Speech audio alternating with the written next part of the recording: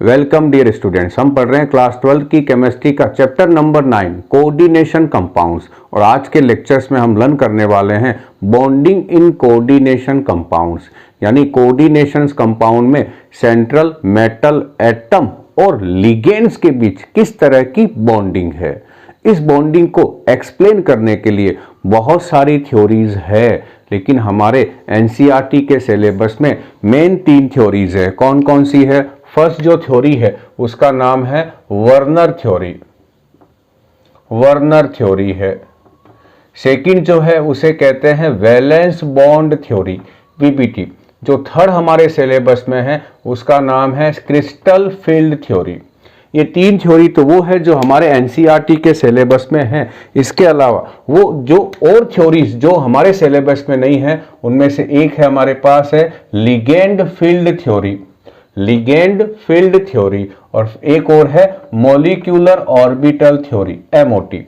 ये दोनों थ्योरी हमारे सिलेबस में नहीं है, हम इनको वन बाय वन स्टडी करते हैं। तो फर्स्ट हम किस पे चलते हैं? वर्नर थ्योरी पे। वर्नर ने अपनी ये थ्योरी कब दी? 1892 में। और क्या कहा कि वर्नर पहला साइंटिस्ट था जिन्होंने इन कोऑर्डिनेशंस कंपाउंड में बॉन्डिंग के बारे में स्टडी करी। और इनमें बॉन्डिंग की स्टडी करने के लिए सर वर्नर ने 2 कंपाउंड्स के बीच रिएक्शंस कराई डिफरेंट रेशियो के साथ, और वो कंपाउंड थे कोबाल्ट क्लोराइड और अमोनिया।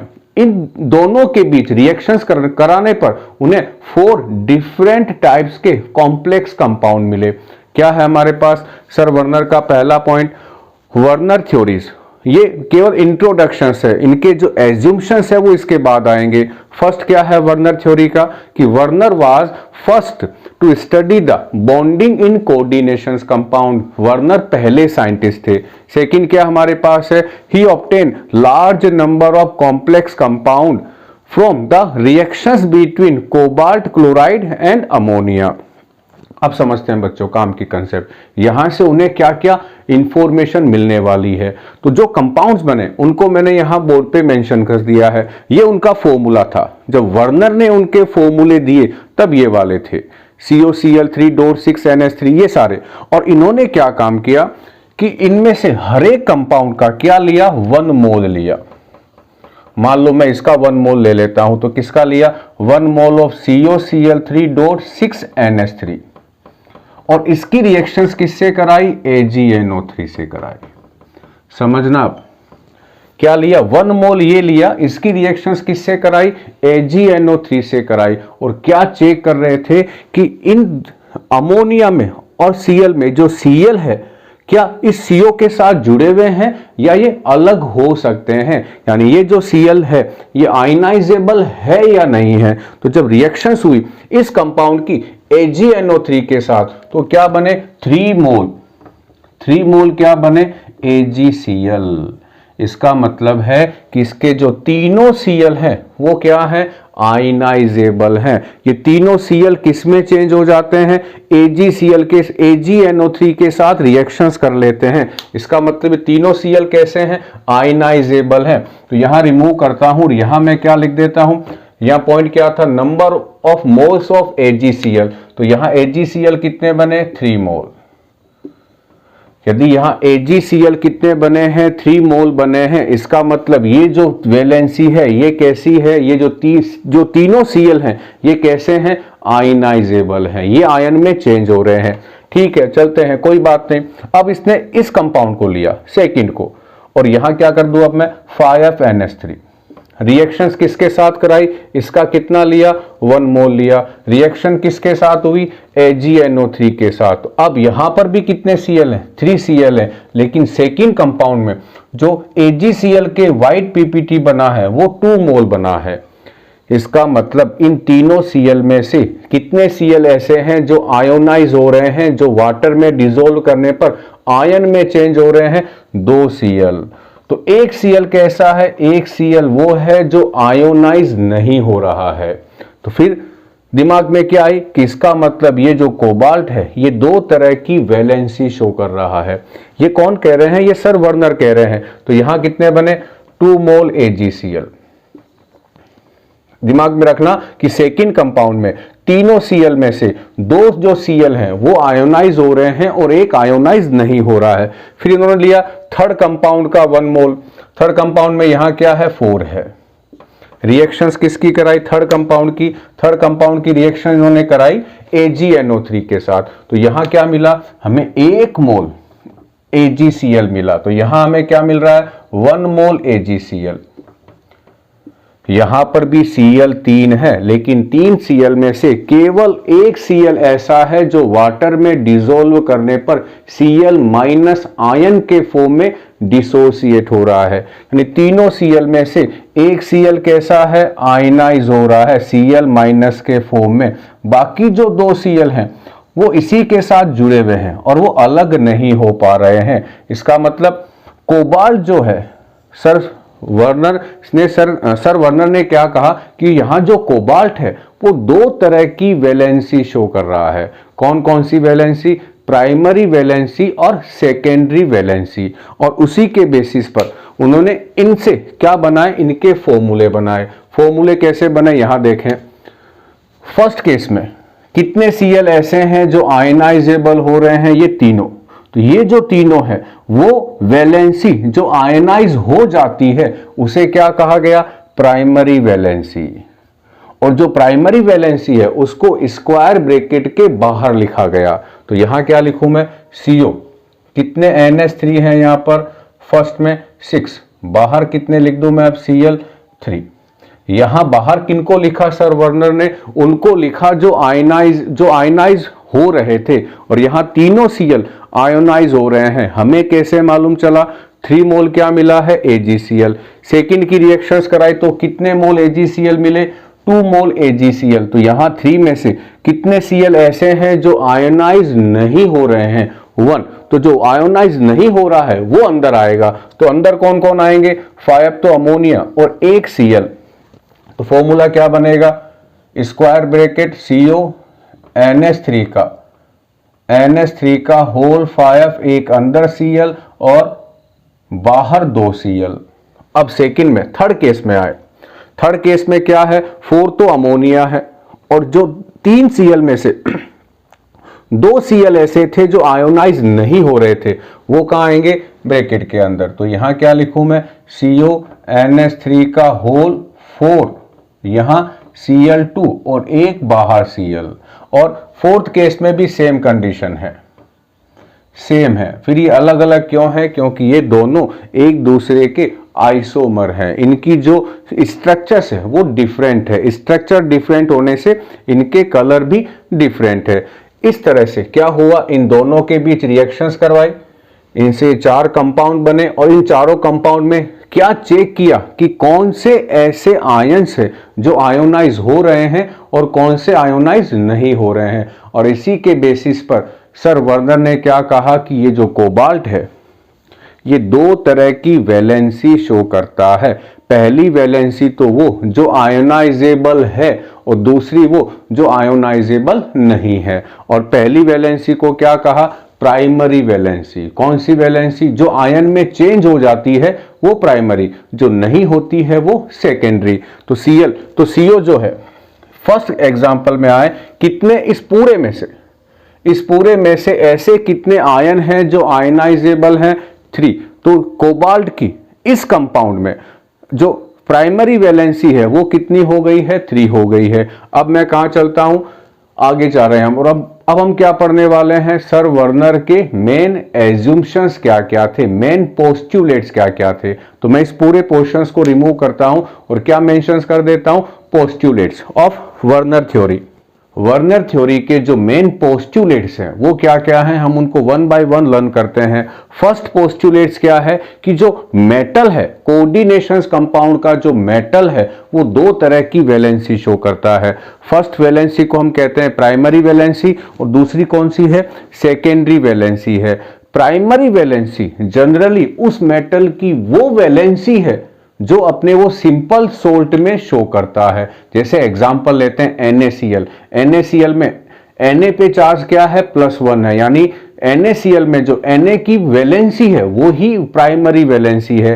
NiCl2 में निकल पे 2 चार्ज है, तो जो Na की वैलेंसी इस सोल्ट में है उसी को वर्नर ने क्या कहा है, प्राइमरी वैलेंसी कहा है। तो क्या है, same as shown by metal in its simple salt. जो मेटल्स अपने सिंपल सोल्ट में जो वैलेंसी शो करता है वो वैलेंसी कौन सी है, यहां पर प्राइमरी वैलेंसी।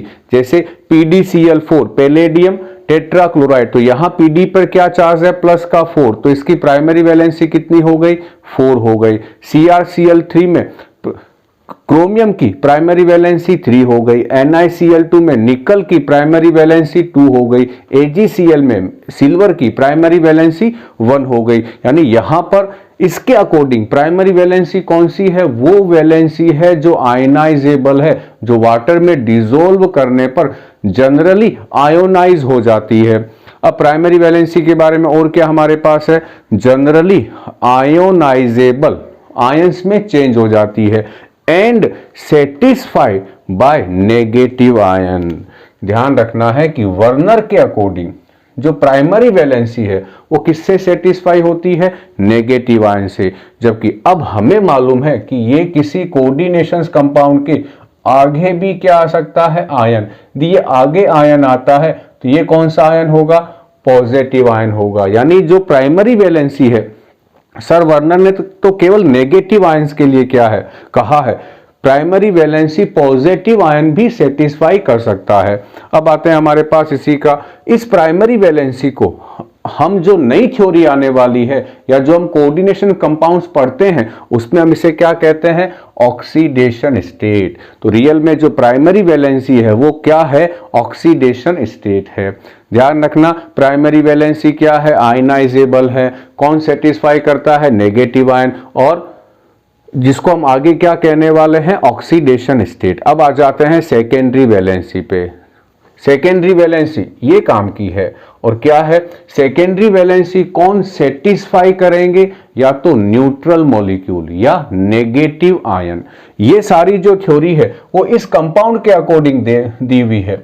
जैसे यदि मैं इस कंपाउंड को ले लूं, यहां पर इस तरह से लिख दूं इनको, और यहां बाहर Cl2 लगा देता हूं, तो ये जो मॉलिक्यूल है ये न्यूट्रल है, ये जो आयन है ये Cl जो है ये नेगेटिव आयन है, और ये दोनों मिलके क्या काम कर रहे हैं, इस क्रोमियम की सेकेंडरी वैलेंसी को सेटिस्फाई कर रहे हैं। तो सर वर्नर के अकॉर्डिंग इस क्रोमियम मेटल की सेकेंडरी वैलेंसी को या तो ये न्यूट्रल मॉलिक्यूल या ये नेगेटिव आयन सेटिस्फाई कर रहा है। तो क्या है हमारे पास, सेटिस्फाई बाय न्यूट्रल मॉलिक्यूल और नेगेटिव आयन, जिसे हम अब क्या कहते हैं, लिगेंड्स कहते हैं। दूसरा इसका इसी में क्या सेकेंडरी में कि ये जो वैलेंसी है ये नॉन आयनाइजेबल है, ये स्क्वायर ब्रैकेट के अंदर आती है और ये आयंस में चेंज नहीं होगी। इसी में क्या है, ये वैल्यू जो है, ये जो नंबर है, ये सेकेंडरी वैलेंसी वाला, ये जनरली मेटल के लिए फिक्स्ड होता है, और इसको हम बाद में क्या कहने वाले हैं, कोऑर्डिनेशन नंबर। तो बहुत बार बच्चों क्वेश्चंस क्या आता है कि वर्नर की प्राइमरी वैलेंसी किसके इक्वल है, ऑक्सीडेशन स्टेट के, और वर्नर की जो सेकेंडरी वैलेंसी है वो किसके इक्वल है, कोऑर्डिनेशन नंबर के। अब चले इनका अगला दूसरा पॉइंट। ये तो पहला पॉइंट था कि मेटल दो तरह की वैलेंसी शो करता है, प्राइमरी वैलेंसी और सेकेंडरी वैलेंसी। अब आते हैं सेकंड पॉइंट इसका, हर एक मेटल, कोऑर्डिनेशन कंपाउंड का हर एक मेटल क्या चाहता है कि उसकी ये दोनों तरह की वैलेंसी सेटिस्फाइड हो जाए। किससे होगी सेटिस्फाई, सेकेंडरी वैलेंसी तो किससे होगी, न्यूट्रल मॉलिक्यूल या नेगेटिव आयन से, और प्राइमरी वैलेंसी किससे सेटिस्फाई होगी, नेगेटिव आयन से, according to sir Werner.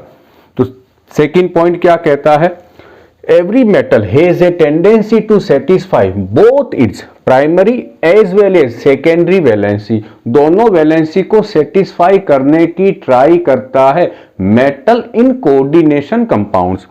Third point क्या है कि मान लो कि सेकेंडरी वैलेंसी को सेटिस्फाई करने वाले लिगेंड्स, सेकेंडरी वैलेंसी को सेटिस्फाई करने वाले लिगेंड्स उस मेटल के चारों ओर एक स्पेशल पोजीशन में अरेंज हो जाते हैं, और एक स्पेसिफिक ज्योमेट्री बनाते हैं। ये कौन कह रहे हैं? ये सर वर्नर कह रहे हैं कि सेकेंडरी वैलेंसी को सेटिस्फाई करने वाले आयंस या न्यूट्रल मॉलिक्यूल उस मेटल के चारों ओर वेल अरेंज्ड हो जाते हैं और उसे एक स्पेशल ज्योमेट्री देते हैं, और इसको अब हम क्या कहते हैं? Coordination polyhedron. तो ये हमारे पास क्या हो गया? First point, second postulate, third postulate. अब मैं कहां जाता हूं? वर्नर की फोर्थ पोस्टुलेट्स जो थर्ड से रिलेटेड है, और वो क्या कहते हैं कि जब लिगेंड्स मेटल के चारों ओर अरेंज्ड होते हैं तो जनरली वो कौन सी स्ट्रक्चर में अरेंज होते हैं? 3 बेसिक स्ट्रक्चर्स में है। कौन कौन सी है वो मैं यहां मेंशन कर देता हूं। ऊपर के फर्स्ट पॉइंट को रिमूव कर देता हूं बच्चों। जनरली लिगेंड्स अरेंज्ड इन कौन कौन सी स्ट्रक्चर्स में होते हैं? वो 3 बेसिक स्ट्रक्चर्स है। फर्स्ट हमारे पास कौन सी है? ऑक्टाहेड्रल, जब लिगेंड्स कितने होंगे? 6 होंगे। या कौन सी होगी? टेट्राहेड्रल, जब लिगेंड्स कितने होंगे? 4 होंगे। या कौन सी होगी? स्क्वायर प्लेनर, इसमें भी लिगेंड्स कितने हैं? 4 लिगेंड्स है। तो ये जो पॉइंट है ये थर्ड से रिलेटेड ही है। क्या है कि ligands are directed towards fixed position in space around the central metal giving a definite geometry to complex, और उसी को हमने क्या कह दिया था? Coordination polyhedron. और इसको ये 3 तरह की पॉसिबल है सर वर्नर के अकॉर्डिंग, या तो ऑक्टाहेड्रल होगी, या टेट्राहेड्रल होगी, या स्क्वायर प्लेनर होगी। अब बच्चों में एक सिंपल सा एक क्वेश्चन यहां लेके आ रहा हूं, और हम उसमें क्या ढूंढेंगे कि इस गिवन कॉम्प्लेक्स में उस कॉम्प्लेक्स की प्राइमरी वैलेंसी कितनी है या उसकी सेकेंडरी वैलेंसी कितनी है। तो एक क्वेश्चन आ रहा है, मैं इस पूरे बोर्ड को क्लीन कर देता हूं बच्चों। अब क्वेश्चन क्या है कि प्लेटिनम टेट्राक्लोराइड और अमोनिया के बीच डिफरेंट रेशियो में आपस में इनका कॉम्बिनेशंस कराया गया, और कॉम्बिनेशंस कराने के बाद जो पॉसिबल कॉम्प्लेक्स मिले वो ये सारे थे 1 2 3 4 5। ये 5 क्या है? वो पॉसिबल कॉम्प्लेक्स हैं जो हमें इन दोनों के कॉम्बिनेशन से मिलने वाले हैं। अब हमें क्या गिवन है? ये सारे कॉम्प्लेक्स के फॉर्मूले हमें दिए हुए मिलेंगे, प्लस हमें कितने मोल AgCl मिलेगा यदि इसके 1 मोल की रिएक्शन AgNO3 से हो जाए। यहां मिले 4 मोल, यहां मिले 3, यहां मिले 2, यहां मिले 1 और यहां मिले 0। अब हमें क्या ढूंढना है कि फर्स्ट कंडीशन में यदि 4 मोल AgCl मिलता है, इसका मतलब ये जो चारों Cl है ये आयनाइजेबल है। तो ये जो 6 अमोनिया है वो इस प्लेटिनम के साथ बॉन्डेड है, तो इसकी जो सेकेंडरी वैलेंसी है उसमें ये एक भी Cl काउंट नहीं होगा, केवल कौन काउंट होंगे? 6 काउंट होंगे। तो इसकी सेकेंडरी वैलेंसी कितनी हुई? 6 हुई। इसका फॉर्मूला क्या होगा? प्लेटिनम के बाद क्या लिखूं? NH3 का होल 6, और बाहर क्या लगा दूं मैं? Cl4। तो हमसे क्या क्वेश्चंस पूछा जाएगा? इस तरह की एक टेबल आ जाती है, हमें कितने मोल AgCl मिले हैं ये शो हो जाते हैं, और हमसे क्या पूछी जाती है? इसकी सेकेंडरी वैलेंसी पूछी जाती है, और साथ में उसका फॉर्मूला। सेकेंड एग्जांपल में क्या हुआ? हमें कितने मोल AgCl मिले हैं? 3 मोल। इसका मतलब इन 4 में से कितने Cl ऐसे हैं जो आयनाइजेबल हो रहे हैं? 3। इसका मतलब 4 में से 3 जो है वो प्राइमरी वैलेंसी को सेटिस्फाई करेंगे, जो एक है 1 Cl और 5 अमोनिया किसको सेटिस्फाई कर रहे हैं? 6 को, क्योंकि जो सेकेंडरी वैलेंसी है वो फिक्स्ड है, वो चेंज नहीं होती है। अब यहां फॉर्मूला क्या बनेगा? प्लेटिनम NH3 कितने होंगे? यहां पर NH3 तो होंगे 5, और एक कौन होगा? Cl। तो बाहर Cl कितने होंगे? 3 होंगे।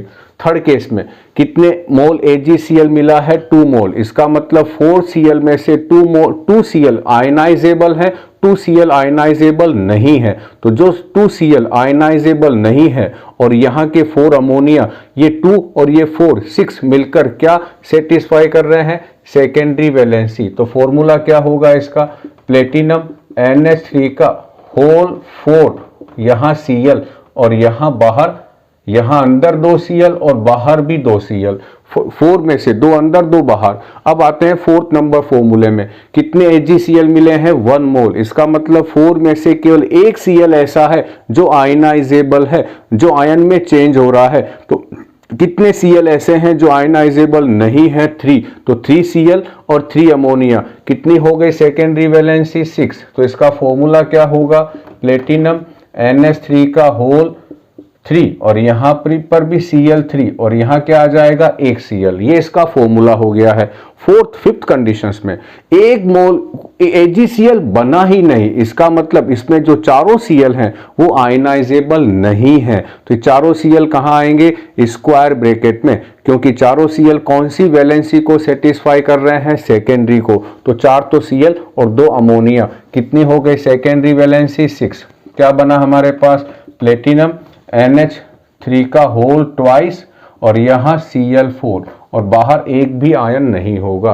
क्वेश्चंस आता है कॉम्प्लेक्स दिए हुए आएंगे और आपको मोल्स दिए हुए आएंगे, सेकेंडरी वैलेंसी और उसका फॉर्मूला पूछा जाता है। अब बच्चों मैं 4 एग्जांपल और दे रहा हूं, आपको क्या बताना है, उनकी सेकेंडरी वैलेंसी कितनी है।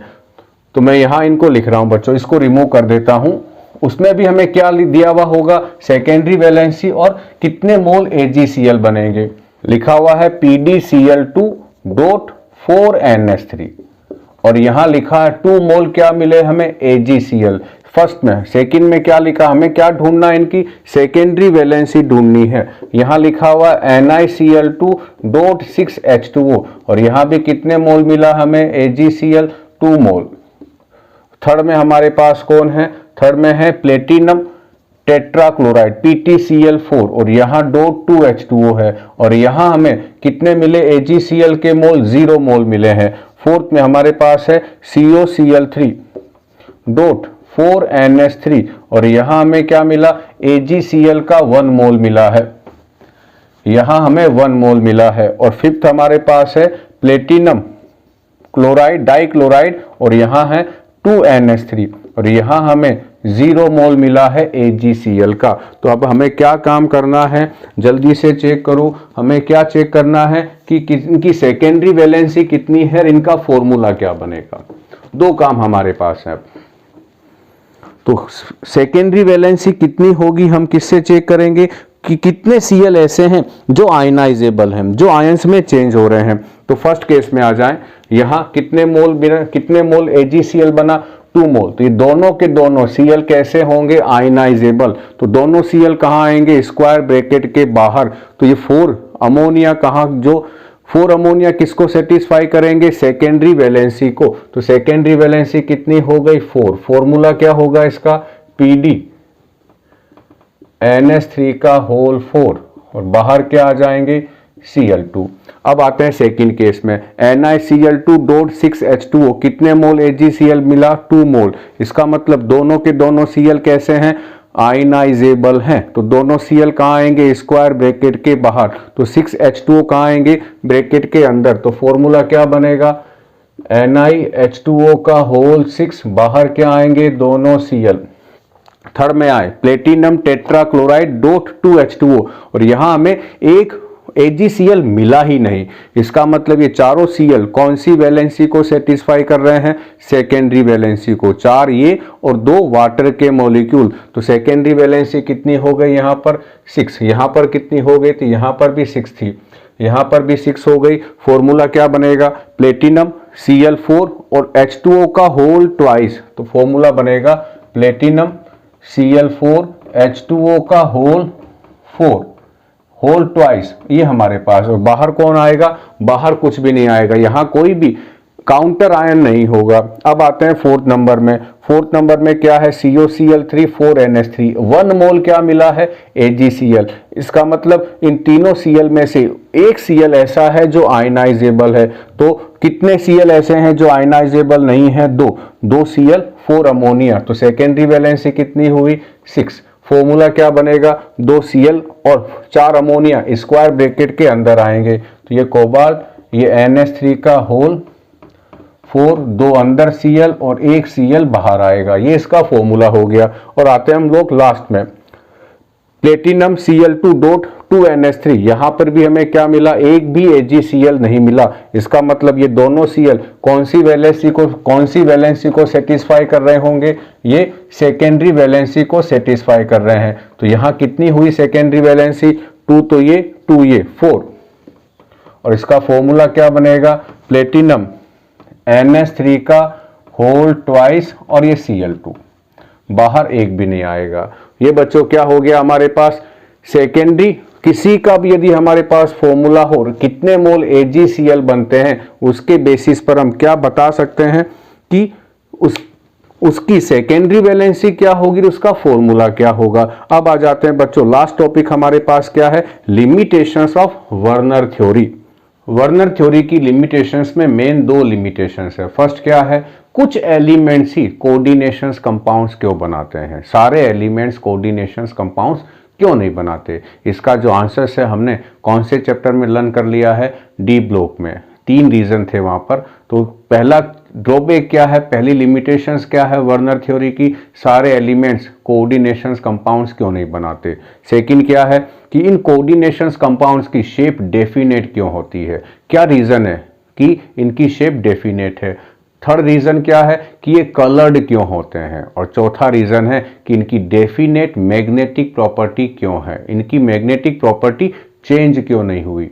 इसी के साथ बच्चों वर्नर थ्योरी खत्म हो गई है। उम्मीद करता हूं ये वीडियो आपको पसंद आया होगा। 3 काम जरूर करें, वीडियो को लाइक करें, सब्सक्राइब करें चैनल को और अपने साथियों तक इसे शेयर करें। थैंक यू बच्चों।